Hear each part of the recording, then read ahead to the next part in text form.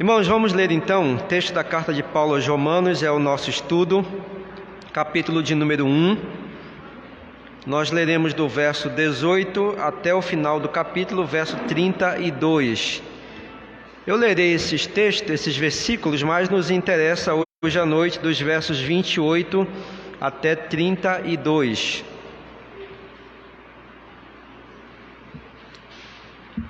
Carta de Paulo aos Romanos, capítulo 1, do verso 18 a 32.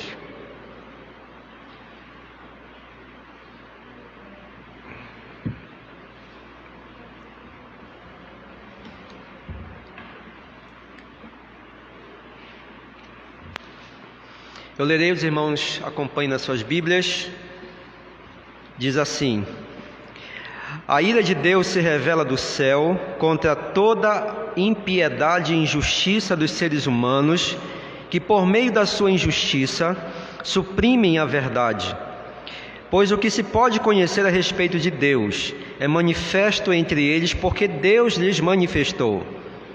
Porque os atributos invisíveis de Deus, isto é, o seu eterno poder e a sua divindade, claramente se reconhecem desde a criação do mundo, sendo percebido por meio das coisas que Deus fez. Por isso, os seres humanos são indesculpáveis. Porque, tendo conhecimento de Deus, não o glorificaram como Deus, nem lhe deram graças. Pelo contrário, se tornaram nulos em seus próprios raciocínios, e o coração insensato deles se obscureceu. Dizendo que eram sábios, se tornaram tolos, e trocaram a glória do Deus incorruptível por imagens semelhantes ao ser humano corruptível, às aves, aos quadrúpedes e aos répteis. Por isso Deus os entregou à impureza, pelo desejo do coração deles, para desonrarem o seu corpo entre si. Eles trocaram a verdade de Deus pela mentira, adorando e servindo a criatura em lugar do Criador, o qual é bendito para sempre. Amém. Por causa disso, Deus os entregou às paixões vergonhosas, porque até as mulheres trocaram o modo natural das relações íntimas por outro contrário à natureza. Da mesma forma, também os homens, deixando o contato natural da mulher, se inflamaram mutuamente em sua sensualidade, cometendo indecência, homens com homens, e recebendo em si mesmos a merecida punição do seu erro. E por haverem desprezado o conhecimento de Deus, o próprio Deus entregou a um modo de pensar reprovável para praticarem coisas inconvenientes. Estão cheios de todo tipo de injustiça, perversidade, avareza e maldade. Estão cheios de inveja, homicídio, discórdia, engano e malícia. São difamadores, caluniadores, inimigos de Deus, insolentes, arrogantes, orgulhosos, inventores de males, desobedientes aos pais, insensatos, desleais, sem afeição natural e sem misericórdia. Embora conheçam a sentença de Deus, de que os que praticam tais coisas são passíveis de morte, eles não somente as fazem, mas também aprovam os que as praticam. Vamos orar, meus irmãos, e pedir hoje à noite a graça do nosso bom Deus, através da sua palavra, para a orientação das nossas vidas.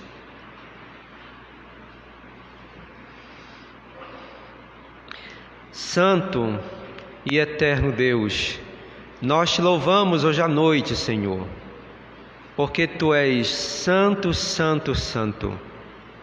Tu és majestoso, estás assentado no Teu trono, reinando, governando todas as coisas com poder e graça. E nós somos alvos dessa graça que foi dispensada sobre nós, vinda do céu, ao enviar o Teu Filho Jesus Cristo para salvar pecadores miseráveis, dos quais nós fazemos parte. Nós te agradecemos pela vida que temos em Cristo. Nós não merecíamos absolutamente nada, Senhor, mas o Senhor foi bondoso conosco.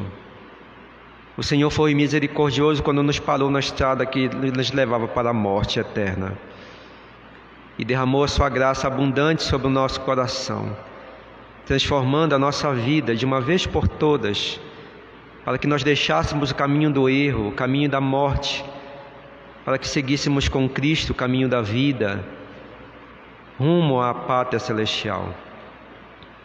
Não havia nada em nós que movesse o teu coração em nossa direção, mas o Senhor, por amor eterno, nos chamou, e nós somos profundamente gratos por isso. Ó Senhor, hoje à noite, fala mais uma vez aos nossos corações, e fala àqueles que ainda não têm a graça de Cristo sobre si, que não foram alcançados pela salvação em Cristo Jesus, que ainda estão debaixo do peso de condenação. E liberta-os, Senhor, para que deixem a estrada que leva para a perdição eterna e possam ainda aqui poderem seguir o caminho da vida. Em nome de Jesus. Amém.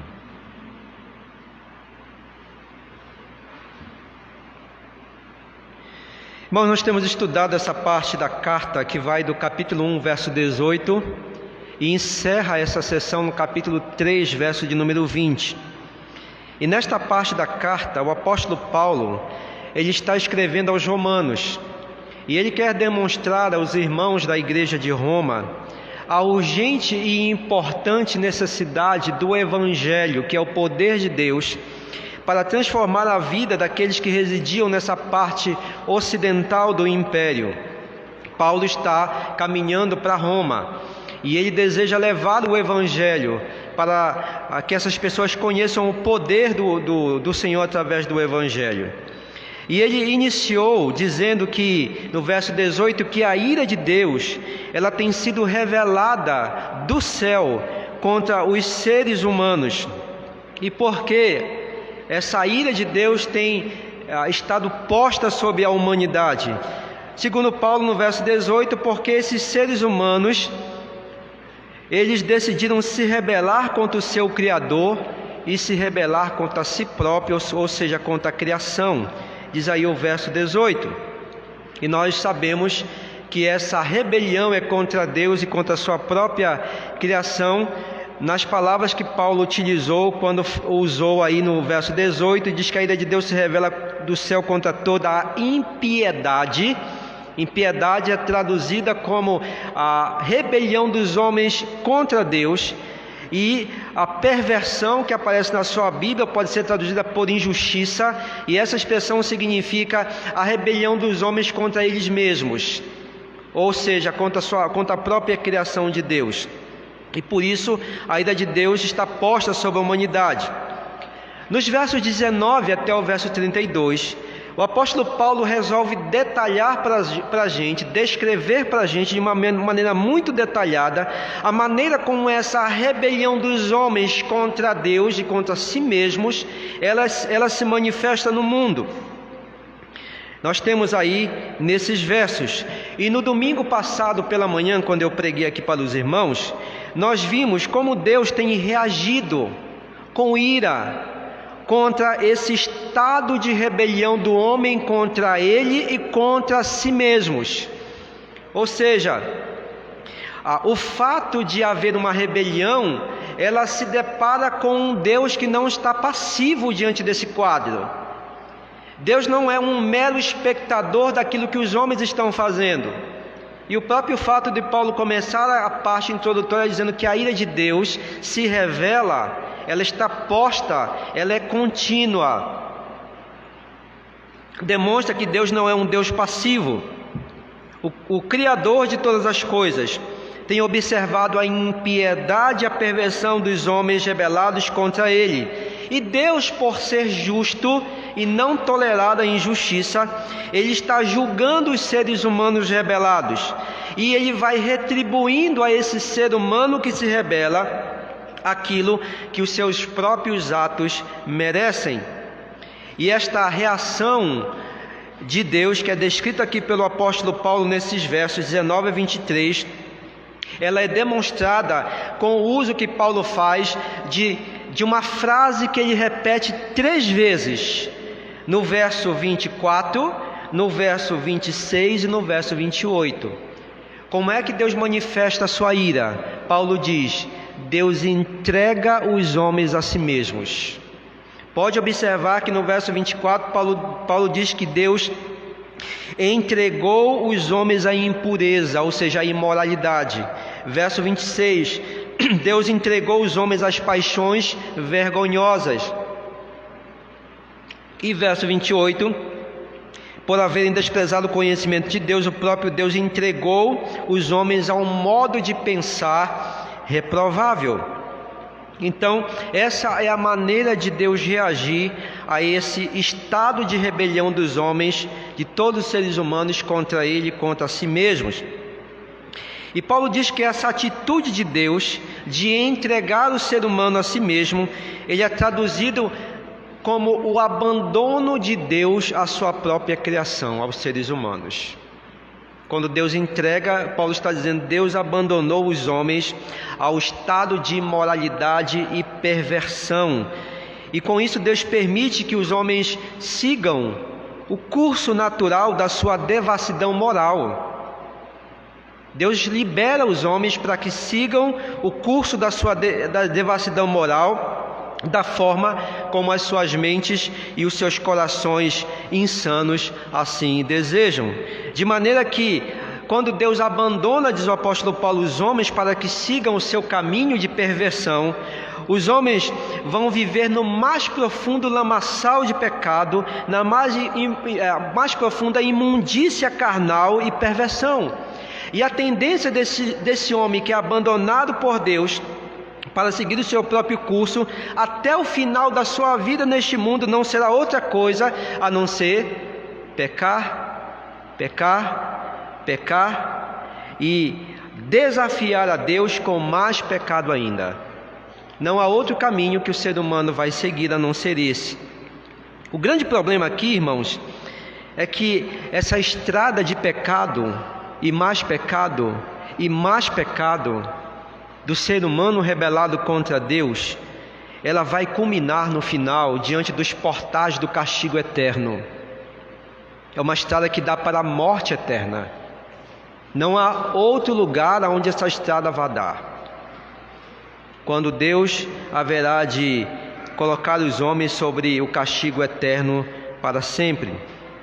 Portanto, o abandono de Deus, aqui diz Paulo, é uma forma de Deus implantar o seu julgamento no mundo, diante dos seres rebelados. A única maneira de parar o ser rebelado no seu caminho de devassidão, de pecado, é Deus. Mas preste atenção no que Paulo está dizendo aqui. Mas se Deus permitir que os homens rebelados, pecadores, sigam livres no seu caminho, no seu curso de perversão, de rebeldia, não vai haver esperança para eles, não vai haver livramento.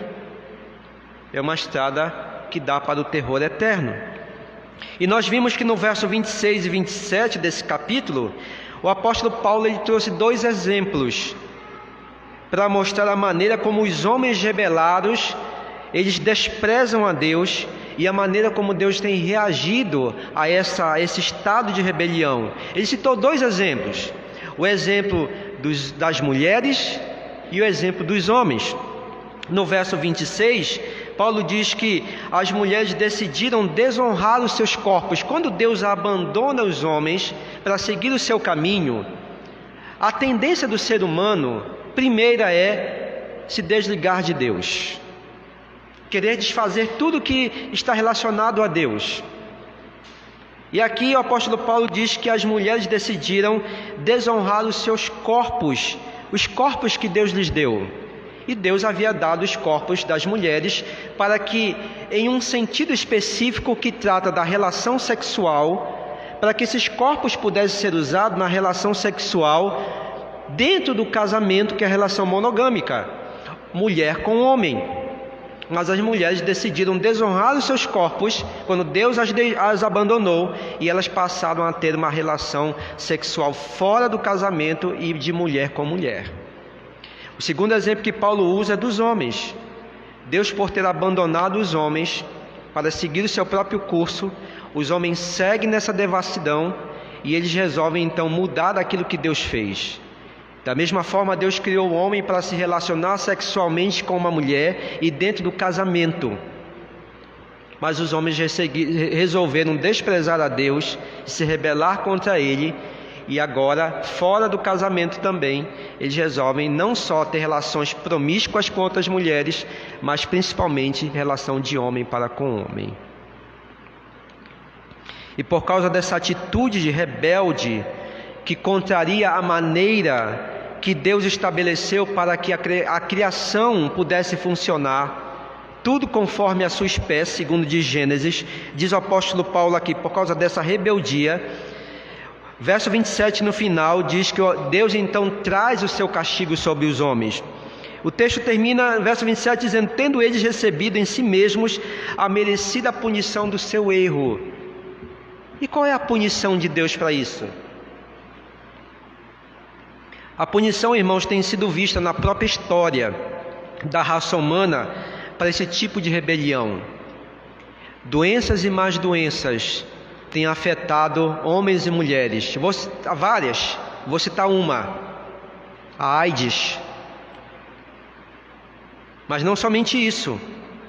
Você vai perceber que essas pessoas que querem mudar a sua identidade, homem que quer ser mulher e mulher que quer ser homem, homem que quer viver com homem e mulher que quer viver com mulher, e todas as outras demais formas de imoralidade sexual, nós vamos ver no decorrer da história os agravantes disso. Essas pessoas que vivem assim não têm paz no coração.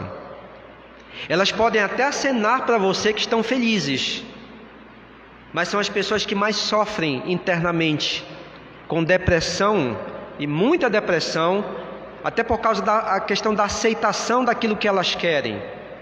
Dores, sofrem com dores espirituais, sofrem psicologicamente e sofrem também fisicamente. E sabe por quê? Elas não têm paz no fundo dos seus corações, porque o próprio Deus, que as criou para funcionar de uma maneira, e por causa do seu pecado, Ele não permite que essas pessoas tenham sossego e se satisfaçam com o caminho que desejam seguir. É impossível que essas pessoas tenham paz e se satisfaçam plenamente com o caminho que desejaram seguir. Porque Deus não planejou o ser humano para viver dessa forma. Pois bem, então a partir do verso 28, que é o texto que nós temos agora, até o verso 32, o apóstolo Paulo, nessa mesma linha de pensamento, quando ele está detalhando, descrevendo com detalhes essa forma de rebelião, ele vai mostrar para a gente que essa ira de Deus é contra também o avanço desse estado de rebelião da parte dos homens de uma maneira mais extensiva. Os homens não param. Nos versos 24 a 27, o apóstolo Paulo citou 2 exemplos. Agora ele vai mostrar como esse estado de rebelião se estende numa proporção gigantesca, quando Deus libera os homens, abandona os homens para seguir o curso da sua vida, e no que isso vai dar. E Paulo apresenta para a gente aqui, se você contar aí com calma, a partir do verso 18 até o verso 31, uma lista para a gente que ele traz de 21 tipos de pecados praticados pela humanidade rebelada. São 21 tipos de pecados. Aqui não é uma lista exaustiva, não contém todos os pecados. Paulo ele citou apenas aquilo que era necessário dentro do contexto que ele está trazendo aqui para os irmãos, para quem ele deseja que a sua carta chegue, e certamente para nós. Então não é uma lista exaustiva, mas o que chama a atenção nessa lista aqui de pecados é que são pecados conhecidos, se você observar aí. Porém, preste atenção, são pecados que o apóstolo Paulo lista, que são praticados aqui pelos seres humanos no mais alto grau de impiedade, sem impedimento algum, dentro do convívio das relações sociais. Paulo está descrevendo aqui uma situação interessante para a gente. A descrição que ele faz é de um relato aonde o pecado é visto na humanidade de uma forma absurda, extravagante, quando Deus libera os homens para que possam seguir o seu curso. E vale ressaltar que nesta lista de pecados aqui, a gente tem que fazer essa ressalva. O apóstolo Paulo está olhando para Roma, para onde ele vai e para onde essa carta é endereçada. Então, nesta lista de pecados que ele cita, diz respeito aos dias da sua sociedade que Paulo vivia, e principalmente da sociedade romana e grega dos dias de Paulo e dos dias dos irmãos, para onde essa carta é endereçada, aonde o poder do Império Romano, influenciado ainda pela cultura grega da época, havia desencadeado naquele período para aquelas pessoas daquela região uma série de ideologias, de filosofias, de religiões, de idolatria, que haviam levado aquelas pessoas a uma profunda corrupção dos costumes e dos valores, e ainda conduzido aquelas pessoas a mais desprezível sorte de imoralidade naquele contexto. Pois bem, mas o que aconteceu para que os homens que viviam nesse período de Paulo, para quem ele escreve, chegasse a esse ponto de uma vida de pecado descontrolável? Essa é a ideia que Paulo quer passar aqui para a gente. O pecado estava correndo solto. Eles estavam livres para cometer toda sorte de pecado. Era assim os dias de Paulo, assim os dias de Roma, para onde Paulo estava indo. O que aconteceu? De maneira que os próprios registros históricos da época, de pessoas que escreveram e relataram como vivia aquela sociedade para onde Paulo estava indo, as pessoas viviam na mais completa devassidão. A sociedade estava no mais alto grau de impiedade. Para termos uma ideia, os escritores da época, alguns descreveram assim o estado em que a sociedade romana e a daquela região do Ocidente vivia. Virgílio, que era um escritor da época, disse assim: vivemos em uma época em que as coisas estão fora de controle. O correto e o errado se confundem. Há muitas formas de engano em nossos dias. Nenhuma honra apreciável foi deixada entre os agricultores. Há guerra por todos os lados. Tácito, um outro escritor romano, disse: vivemos uma época de ódio e de terror. Os escravos são subordinados para atrair os seus amos, e os empregados são subordinados para atrair os seus patrões, e aquele que não tem inimigos é destruído por seus amigos. Seutônio, um outro escritor na época do período de Tibério, relatou dizendo: não passa um dia sem que alguém não seja executado. É uma época de terror, de perversão total. Juvenal, o satírico, escreveu: a terra já não produz nada mais que homens maus e covardes. Por isso, Deus, quem quer que seja Ele, olha para baixo a terra, ri-se dos homens e os despreza. Ele disse mais: vivemos numa época de profunda imoralidade sem paralelo, aonde as mulheres se casam para se divorciar e se divorciam para casar, aonde a própria Agripina, imperatriz, esposa de Cláudio, o imperador, costuma abandonar o palácio real pelas noites para servir em um bordel por causa de uma luxúria insaciável. Aqui é só um pouco daquilo que a gente sabe, e tem muita coisa para descrever dessa época de perversidade que pairava nos dias daquela sociedade para onde Paulo escrevia aquela carta. E a pergunta é: por que Deus abandonou aquela sociedade à mais profunda perversão, em todas as áreas? A resposta é Paulo quem nos dá nesse verso aqui, de número 28. Preste atenção lá. Paulo diz que o próprio Deus entregou os homens rebelados a uma disposição mental reprovável. Verso 28. Ou seja, a um modo de pensar reprovável. O que é uma mente reprovável?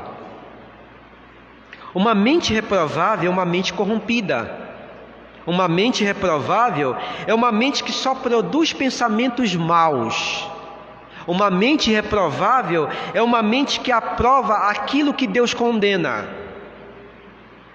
Essa é a sociedade dos dias de Paulo. As mentes dos homens eram mentes pervertidas, mentes que só produziam o terror, a imoralidade, a injustiça, a perversão, o ódio, as contendas, as mortes. Era essa a mente dos dias de Paulo. Ou seja, Paulo está nos dizendo que Deus deixou os homens rebelados para que eles produzissem da sua mente corrompida, na prática da sua vida, tudo aquilo que as suas mentes pecaminosas aprovavam.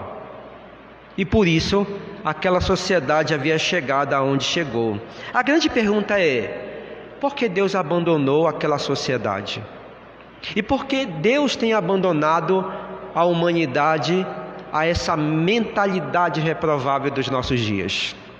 Porque se nós pararmos para pensar, nós não vivemos diferente da sociedade da época de Paulo. Você não precisa pensar muito para você perceber como é que anda a nossa sociedade. No domingo passado, quando eu havia pregado, o irmão Kem estava comentando isso, quando nós nos encontramos na casa da minha irmã. Assaltos e mais assaltos, crimes e mais crimes. Os homens parecem que estão soltos e eles não têm medo. Não é assim que a sociedade tem vivido? Todos os dias você fica assustado com os horrores que nós temos no meio social. Parece que para onde os nossos olhos conseguem enxergar, os homens parecem que fazem o que querem. Não é assim? Era assim nos dias de Paulo. A grande pergunta é: por que Deus entrega os homens para viverem assim? Há 3 respostas nesse texto. Primeira delas: Deus abandona os homens para que sigam o curso da sua impiedade e se destruam, porque esses seres humanos rebelados desprezam a Deus e desprezam a lei de Deus. Verso de número 28, a parte A. Veja lá: por causa disso, Deus os entregou por haverem desprezado o conhecimento de Deus, verso 28. Vou repetir: e por haverem desprezado o conhecimento de Deus, o próprio Deus entregou um modo de pensar reprovável, para praticarem coisas que não convêm. Então essa é a primeira resposta. Os seres humanos são deixados assim porque desprezam a Deus e a lei de Deus, que aqui, segundo Paulo, o conhecimento de Deus. A expressão que aparece nesse texto aqui para desprezar significa, na língua grega, onde Paulo escreveu, ela traz a ideia de alguém que não aprova, que não acata, de alguém que rejeita, que não aceita. E neste caso específico, não acata, não aceita, rejeita o quê? O conhecimento de Deus, a verdade de Deus, a autoridade de Deus e aquilo que Deus determina. É a mesma, praticamente traz a mesma ideia que Paulo já havia citado no verso de número 18, no verso introdutório, quando usou a expressão no final que os homens detêm a verdade de Deus pela injustiça. É a mesma ideia de não aceitar o que Deus quer. Em outras palavras, o que o apóstolo Paulo está dizendo nesse verso para nós, irmãos, é que o ser humano rebelado contra Deus, ele não aceita que Deus dirija as suas vidas. Porque a vontade de Deus, ela é contra a vontade dos seus pensamentos pervertidos. O que Deus quer para elas é o que elas não querem para si mesmas. Porque o homem quer andar no pecado, e Deus quer que os homens andem de maneira santa. As duas coisas não andam juntas. E por isso os homens desprezam o que Deus quer para elas, e elas se rebelam. Então, Paulo está dizendo que os homens não querem que Deus dirija as suas vidas. Eles não querem que esse Deus determine para elas o que pode e o que não pode ser feito. Elas não querem seguir suas vidas da forma como Deus quer, mas elas querem seguir do jeito que elas querem. Elas querem fazer o que elas querem. Elas querem servir a quem elas querem. É dessa forma que os seres humanos querem viver. Agora preste atenção. Quando o ser humano se recusa a aceitar a vontade de Deus, o conhecimento de Deus para lhe guiar, a sua mente, ela não vai produzir outra coisa a não ser toda sorte de pensamentos que levarão esse ser humano rebelado à mais completa ruína. Porque acompanhe comigo aqui o raciocínio.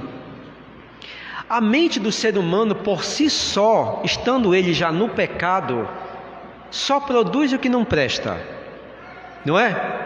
A mente do ser humano no pecado, por si só, já quer, já programa exatamente as coisas ruins. Mas se Deus as liberar completamente para que façam aquilo que está nas suas mentes, não vai dar outra. Elas ficarão mais propensas ainda a produzir mais maus pensamentos, se Deus der a elas a liberdade que elas desejam. Por isso que no final do verso 28, o apóstolo Paulo conclui dizendo assim: Deus entregou ao modo de pensar reprovável, e olha o resultado, para praticarem coisas que não convêm. Esse é o resultado. Se Deus libera, a mente por si só já é propensa a isso, liberada então por completo, ela vai produzir o quê? Mais e mais pensamentos maus que vão descer para o coração e vão ser culminados na prática de vida. E é por isso que nós, e Paulo nos seus dias estava e nós estamos contemplando uma sociedade completamente pervertida. Agora preste atenção, irmãos. Olha só, Deus manifesta esse julgamento sobre os homens. Paulo diz que é a ira de Deus revelada. Eu já disse isso aqui domingo passado.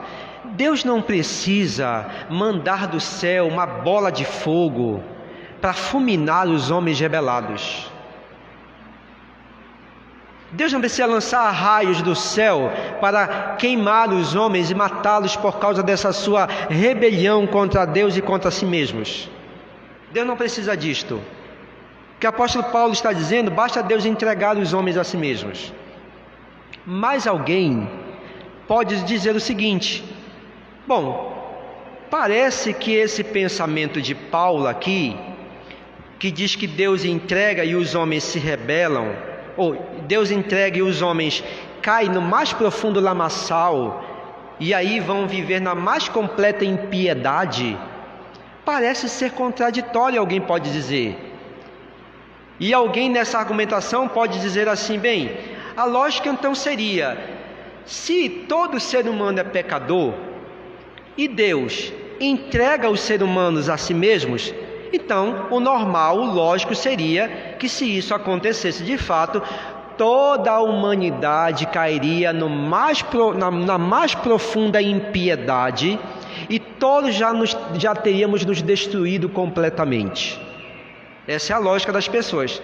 Mas elas dizem: mas parece que isso não acontece na humanidade, porque é verdade que algumas pessoas são mais devassas.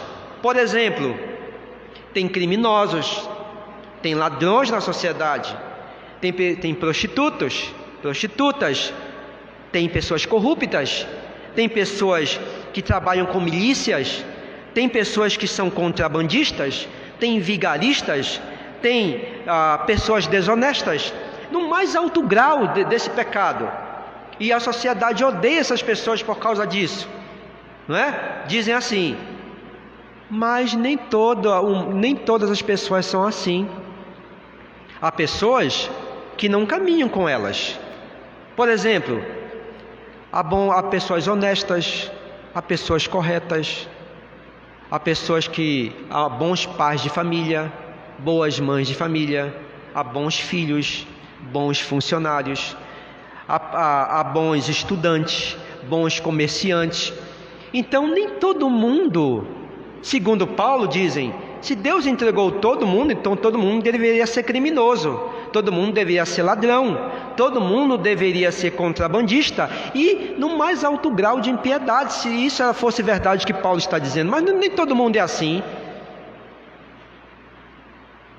Mas Paulo está dizendo, não é assim, porque Deus não tira o freio de todos. A tendência natural do ser humano é pecar.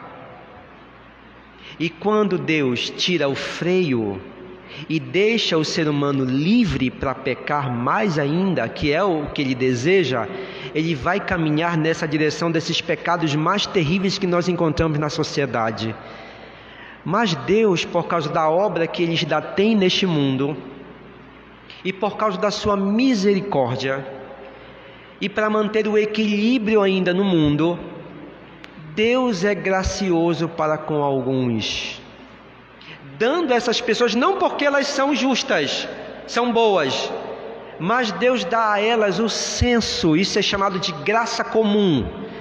Da mesma forma como Deus traz o sol sobre todos e a chuva sobre todos, independente de quem sejam elas, Deus traz o senso a essas pessoas que não são crentes, mas da sua graça comum, para não deixar que elas sigam nesse pecado mais devastador aí, enquanto outros Deus abandona. Deus não escolhe, nesse sentido de um é melhor que o outro, mas Deus tira o freio de alguns. Basta tirar o freio, porque as pessoas estão clamando para pecar e querem pecar, não importa qual seja a classe social. E quando Deus diz, eu vou entregar você então para o pecado, siga o seu caminho, e você vai ver como é que elas vão seguir. Enquanto outras, Deus segura o freio e não deixa que elas avancem, para manter ainda a sua obra neste mundo, para que as pessoas não se destruam, não porque elas sejam melhores, mas porque Deus faz assim. Agora preste atenção numa coisa, vai chegar o dia, um dia na história da raça humana, que o pecado, na sua completa impiedade, vai ser visto por todas as pessoas. Essa época se chama a época do anticristo, quando Deus vai liberar todas elas para que vivam da maneira como querem. E nós vamos viver uma época em que a igreja vai sofrer muito, porque o que é injusto, o que é errado, vão assumir o lugar do que é certo e do que é errado, do que é certo e do que é verdadeiro.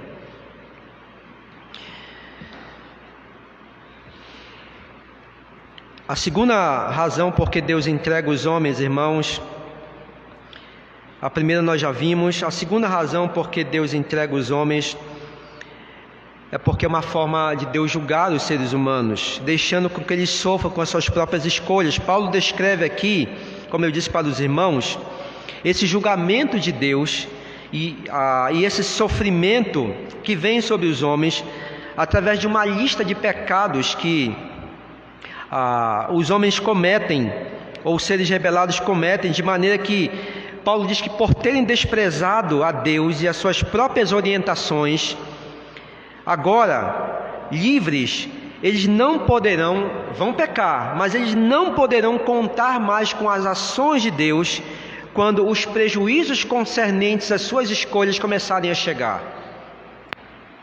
Eles terão que conviver com as consequências dos seus atos, ou seja, os homens sofrem com as escolhas que fazem. Essa é uma forma de Deus julgar o mundo. Quando Deus entrega os seres humanos a si mesmos, Deus está julgando, porque quando entrega os seres humanos a fazer aquilo que eles querem, as suas escolhas pecaminosas vão trazer prejuízos para eles mesmos.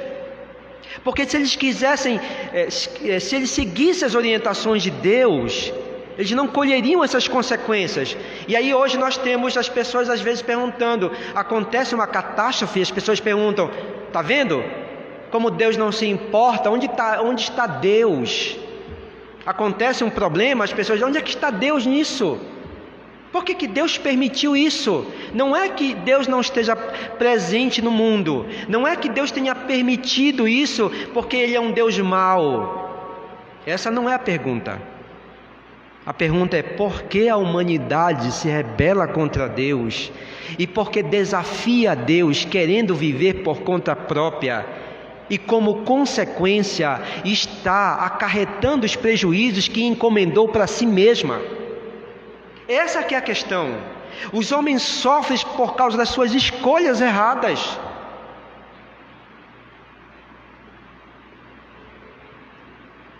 Por que há tantos bandidos nas ruas? Por que há tantas pessoas morrendo? Por que não há segurança nas casas? Por que não há paz? Por que há tanta carnalidade, imoralidade? A resposta está na maneira rebelada dos homens viverem. Os homens estão construindo esse tipo de vida, tirando Deus das suas vidas, querendo viver como querem, e os resultados estão aí. A culpa não é de Deus. Então, quando Deus entrega os homens, é uma forma de julgá-los pelas escolhas que eles fazem. E nesta lista que o apóstolo Paulo apresenta aqui, ele foi muito feliz nessa lista, de 21 pecados que ele listou. Na verdade, Paulo escolheu essa lista, porque o objetivo de Paulo é mostrar exatamente a quebra dos 10 mandamentos. Lembra que ele começou na introdução, no verso 18, usando duas palavras para mostrar que os homens estão rebelados por Deus com a quebra dos 10 mandamentos. As duas expressões no verso 18, impiedade e perversão, elas relatam pecado contra Deus e o pecado dos homens contra eles mesmos. Na língua grega, essas duas palavras representam isso. E nada mais é do que pecar contra Deus é quebrar os 4 primeiros mandamentos. O homem pecar contra ele mesmo é a quebra dos 6 últimos mandamentos. E se você observar agora a lista de Paulo, você vai perceber que o apóstolo Paulo quer mostrar exatamente isso aí. Ele não coloca numa ordem esses mandamentos, na forma de pecados aqui. Ele não coloca na ordem, mas preste atenção aí. Nesta lista, nós vamos encontrar exatamente essa mesma ordem da quebra dos mandamentos. Há pecados nessa lista que são afrontas diretas contra o Criador, que são considerados como a quebra dos 4 primeiros mandamentos. Eu vou citar aqui versos 30 e 31 da lista de Paulo. Ele cita: olha os pecados: inimizades contra Deus, insolência, soberba, presunção e insensatez. O que são esses pecados? Senão a atitude dos seres humanos que apontam para pessoas que não temem a ninguém, que não querem prestar contas das suas vidas com ninguém. A soberba, a presunção, a insolência, a insensatez são pecados de pessoas que vivem como querem, que não têm um Deus sobre si. E Paulo citou esses pecados exatamente para mostrar como é que esses seres humanos se rebelam contra Deus. Mas há na lista também pecados que são afrontas dos seres humanos contra eles mesmos, considerados como a quebra dos 6 últimos mandamentos. Acompanhe comigo aí. Verso 30 e 31, o apóstolo Paulo cita o 5º mandamento, com 2 pecados. O pecado que ele cita aqui, o 5º mandamento, qual é o 5º mandamento? Não honrar pai e mãe. Olha os 2 pecados que o apóstolo Paulo cita. Verso 30, desobediente aos pais. E no verso 31, pessoas sem afeição natural. Na língua grega, desobediência aos pais significa sacudir de si o jugo dos pais. Não querem obedecer aos pais. E essa expressão sem afeição natural são pessoas que não têm amor nenhuma pelos progenitores. Paulo foi certeiro aqui. Mas há também na lista a quebra do 6º mandamento. não matarás. Há 4 palavras que o apóstolo Paulo utilizou. Verso 30, ele usa 3 palavras, 3 pecados, e há no verso 31, homicídio no verso 30. Ou seja, a ideia dessa expressão aqui é desejo e intenção de tirar a vida do outro. Isso é a quebra do 6º mandamento, não matar. Contenda, a expressão que aparece aí, pessoa dominada pela inveja e por isso só tem o desejo de fazer o mal para outra. Malignidade, ainda no verso 30, pessoa que sempre pensa no pior a fazer contra outra pessoa. E a expressão sem misericórdia no verso 31, pessoa implacável que mata sem piedade. Está aqui a quebra do 6º mandamento. Mas na lista há a quebra do 7º mandamento também. Qual é o 7º mandamento?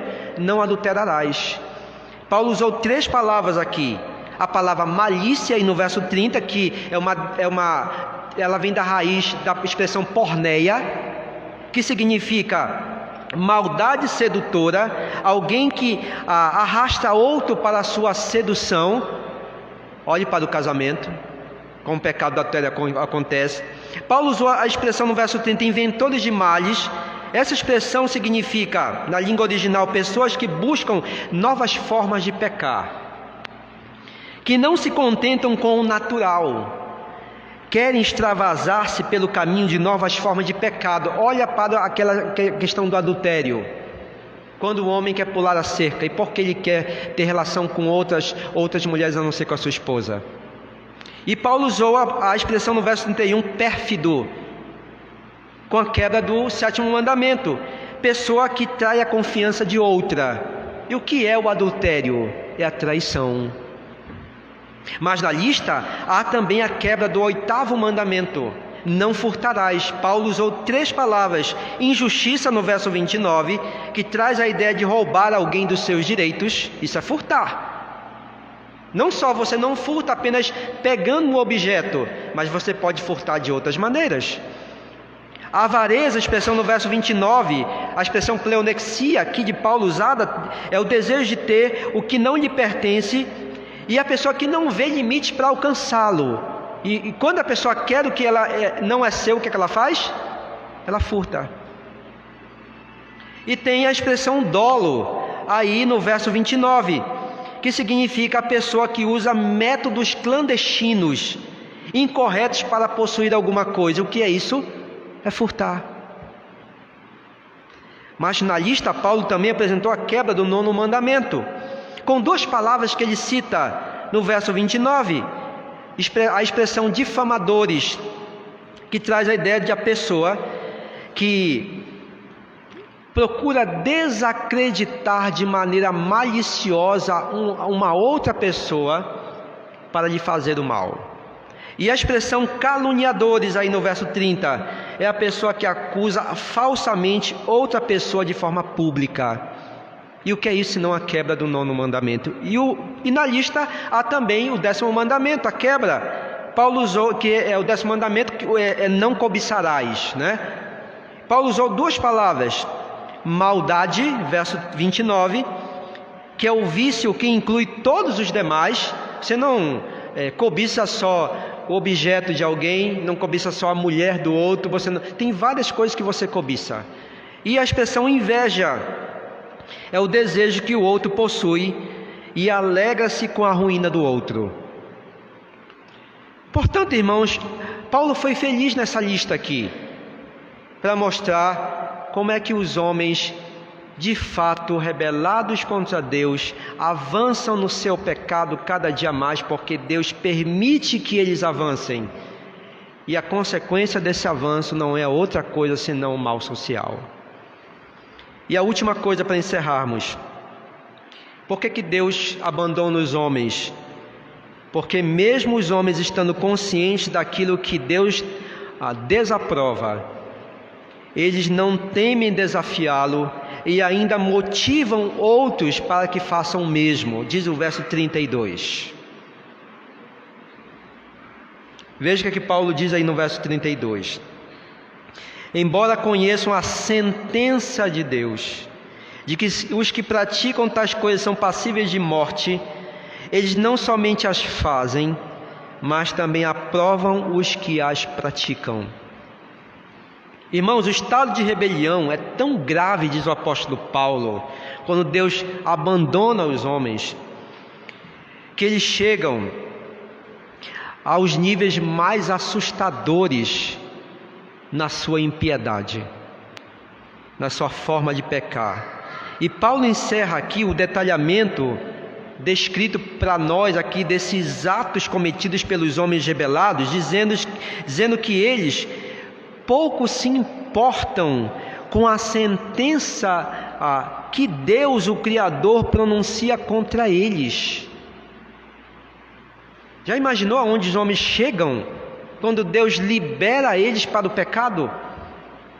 Quando Deus ainda trava, eles têm um senso de medo, não é? Aquele senso de medo.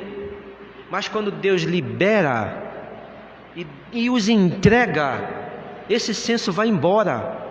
E eles não estão nem um pouco preocupados. Basta você dizer para uma pessoa dessa assim: olha, cuidado como você está andando. Daqui a pouco, você sabe onde vai dar isso. O que ela diz para você? Eu não quero nem saber. Eu não tenho medo da morte, não é? Pessoas que perdem um senso, um medo que ainda existia quando Deus as privava.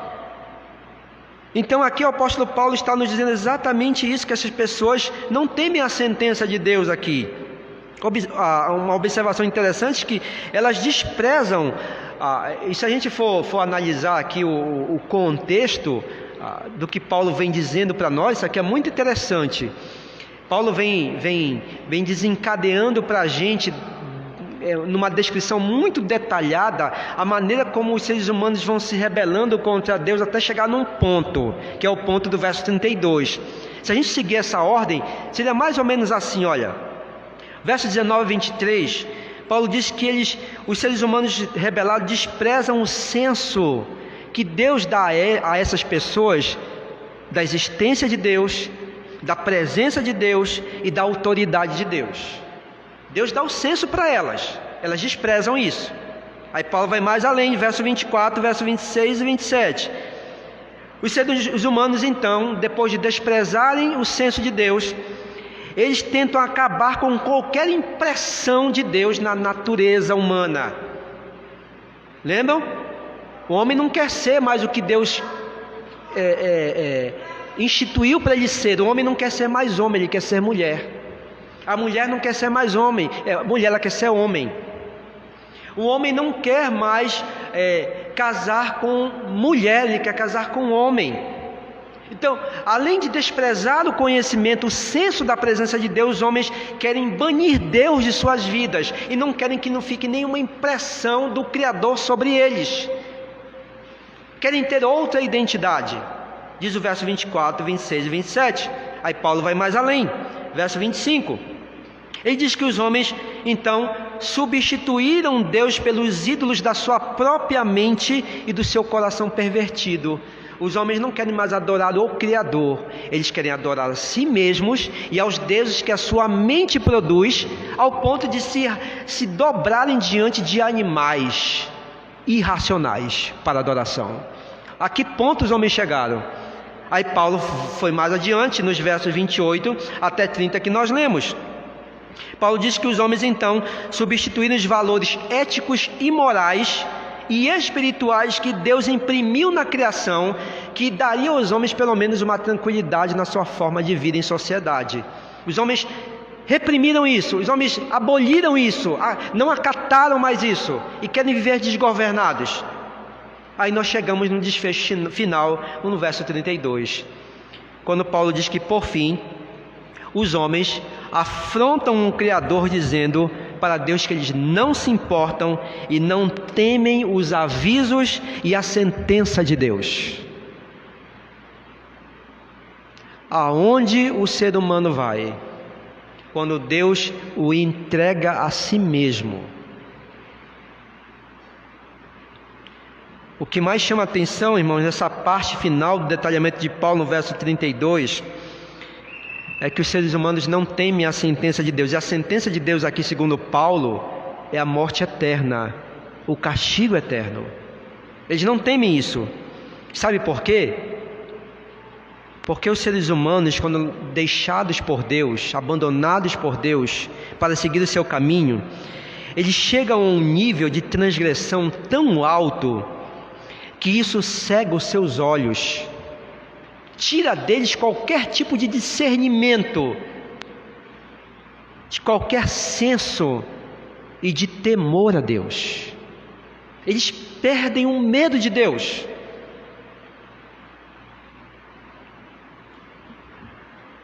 E quando isso acontece, irmãos, eles vão chegar ao final da vida sem nenhum temor de Deus. Temor aqui no sentido de medo, sem nenhum senso de Deus. E vão se deparar com o dia do julgamento, quando as escamas dos seus olhos serão tiradas para a sua própria vergonha e destruição final. Eu quero encerrar com uma aplicação. Com tudo isso, o apóstolo Paulo quer dizer uma coisa para nós, irmãos, que todo ser humano, sem exceção, desde o início da criação até o final da existência humana por ocasião da volta de Cristo, todo ser humano carece urgentemente da graça reveladora de Deus através do Evangelho. Todo ser humano, sem exceção, é um ser humano rebelado e condenado, está debaixo da ira e da condenação do Todo-Poderoso, do Criador de todas as coisas, que não é um Deus passivo. Todo ser humano carece da graça de Deus que se encontra no Evangelho, diz o apóstolo Paulo, porque todos estão debaixo de condenação.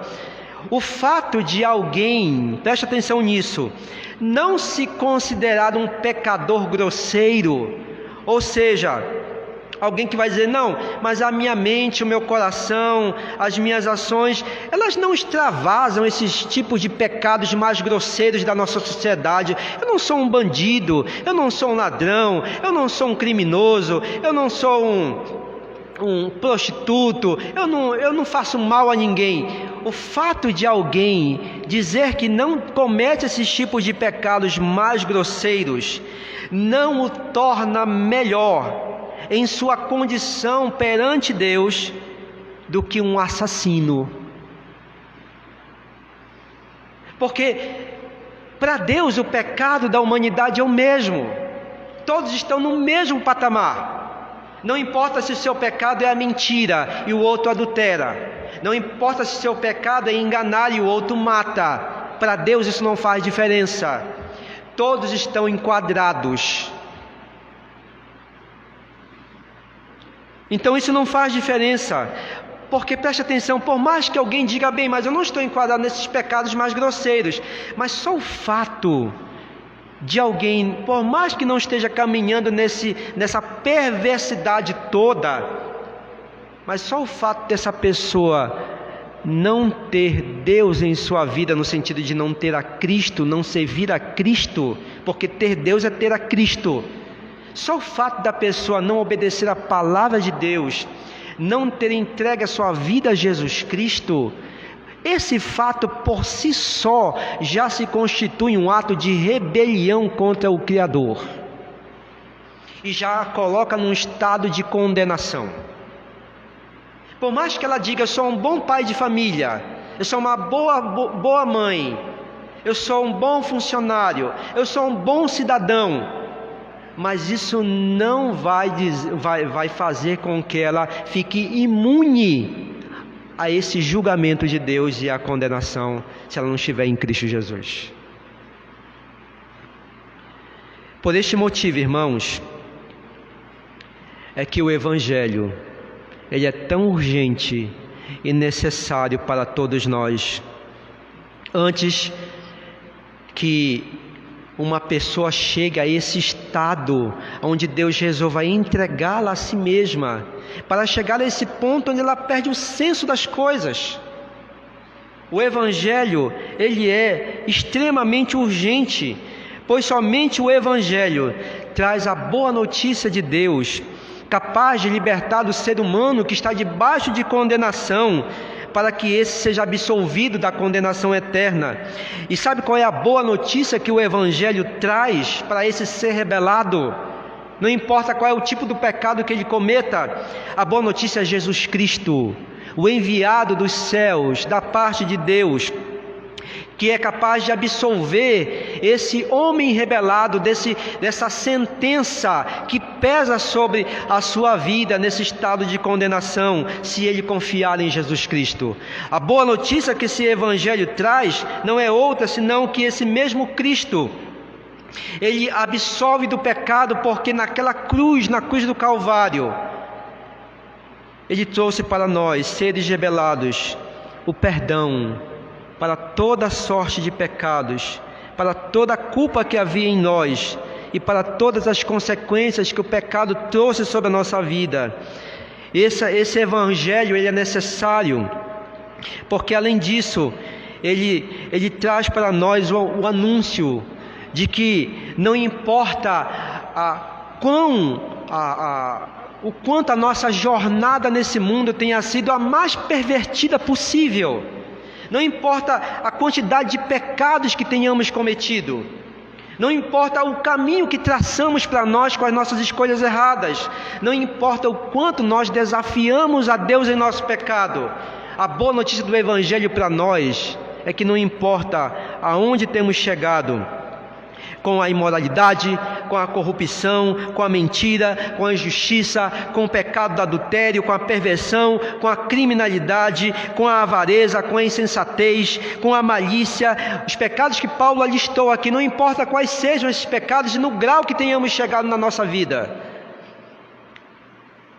porque no Evangelho há o comunicado de Deus, que em Cristo Jesus há perdão para nós. Jesus Cristo nos perdoa e nos limpa. Olhe para a sua vida. Olhe para quem você era. Olhe como você andava. Pense. O que você fazia antes de conhecer a Cristo?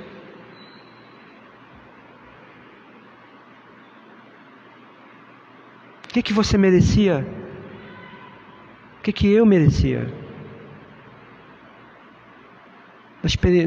Nós merecíamos justamente a sentença de Deus sobre nós. Culpado.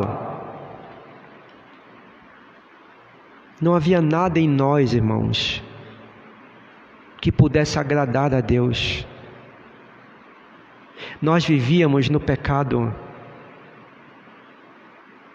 Alguns foram mais na sua impiedade que outros. Talvez aqui entre nós, alguns tenham ido um pouco mais além na sua devassidão. Mas o fato é que todos nós caminhávamos na mesma direção. Mas olha o que Deus fez por nós, esses miseráveis pecadores. Deus enviou do céu o seu Filho Jesus Cristo, não porque merecíamos absolutamente nada do favor de Deus, e a sentença de Deus contra nós era justa, mas Ele enviou o seu Filho de forma graciosa. O que Paulo está fazendo nesse capítulo 1 é extraordinário, para mostrar para nós que o fato de Deus revelar para a humanidade o estado em que ela se encontra, o primeiro objetivo de Deus não é condená-la, é mostrar para ela aonde ela se encontra e para onde ela está caminhando. Mas esse mesmo Evangelho que aponta para nós como nós de fato somos e o que merecíamos, é o mesmo Evangelho que da parte de Deus é oferecido para nós como uma grande oferta de libertação, de salvação, de cura, de perdão em Jesus Cristo. salvação e libertação e cura para pessoas que não mereciam absolutamente nada, porque andavam rebeladas contra o Deus Criador. E que se não fôssemos parados por Deus, se não fôssemos freados por Deus, por sua graça bendita, irmãos, nós não sabemos como é que estaríamos hoje. Que evangelho maravilhoso! E como esse evangelho fez uma diferença única na nossa vida. Como nós podemos dizer hoje que ele foi tão necessário para nós, que nos freou no caminho que daria numa estrada de morte eterna. E hoje estamos aqui, sóbrios, tão felizes, tão satisfeitos.